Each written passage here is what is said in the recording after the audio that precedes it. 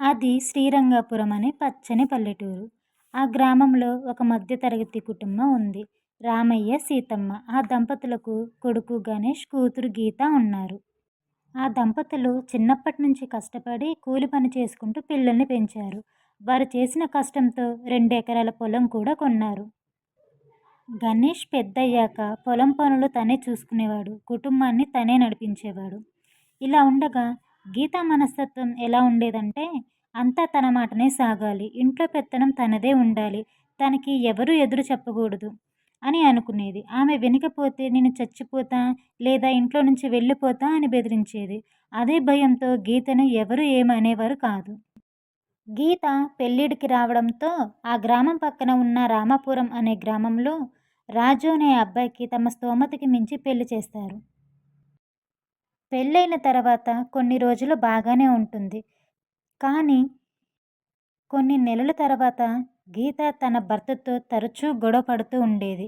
తన అత్తమామలను కూడా మంచిగా చూసుకునేది కాదు. వారికి మర్యాద ఇచ్చేది కాదు. ఎప్పుడూ తిడుతూ ఇంట్లో పెత్తనం తనదే సాగాలి అన్నట్టుగా పుట్టింట్లో ఉన్నట్టు ఇక్కడ కూడా ఉండేది.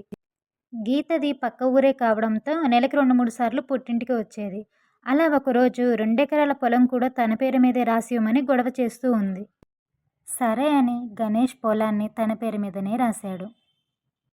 ఏంట్రా మొత్తం దానికే రాసిస్తే మనమెలా బ్రతుకుతాం అంటుంది గణేష్ వాళ్ళ తల్లి. పోనీలేమ్మా తన మనస్తత్వం మనకు తెలిసిందే గదా నేను కౌలుకి తీసుకొని పొలాన్ని సాగు చేస్తాలే అంటాడు. ఇది ఇలా ఉండగా అదే గ్రామంలో జానకి అనే అమ్మాయి తన అమ్మా నాన్నతో కలిసి ఉంటుంది. జానకి చాలా అందమైనది. అలాగే తెలివైనది కూడా. ఏదైనా సూటిగా చెప్పే మనస్తత్వం తనది. గణేష్కి జానకికి పెద్దల సమక్షంలో పెళ్లి జరుగుతుంది.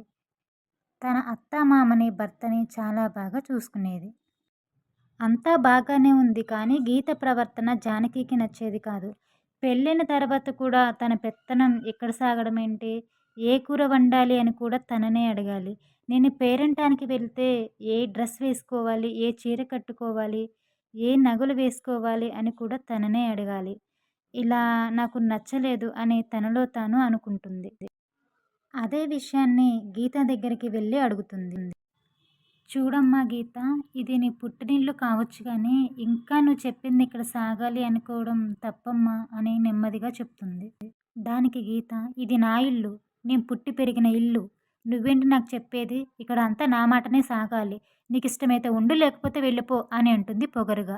దానికి జానకికి సహనం నశించింది. కోపంగా ఇలా అంటుంది. ఏది నీ ఇల్లు? ఇది నీ పుట్టినిల్లు. పెళ్ళయ్యాక ఇది నీ పుట్టినిల్లు అవుతుంది కానీ నీ సొంతిల్లు కాదు. నీ పెత్తనం ఇక్కడ సాగదు. ఇది నా ఇల్లు, నా కుటుంబం.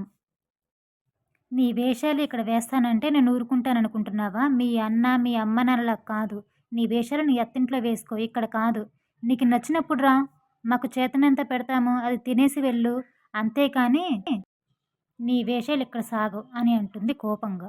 ఎప్పుడూ శాంతంగా ఉండే వదిన ఒక్కసారిగా అలా వార్నింగ్ ఇవ్వడం లతకి భయం కలిగించింది. నా పెత్తనం ఇక ఇక్కడ సాగదు అని అనుకొని చిన్నగా అక్కడి నుంచి జారుకుంటారు. ఆడపడుచు ఇంటికి ఆశీర్వాదంగా ఉండాలి కానీ పుట్టింటి వారికి భారంగా కాకూడదు. మీకెలా అనిపించిందో కామెంట్ చేయండి.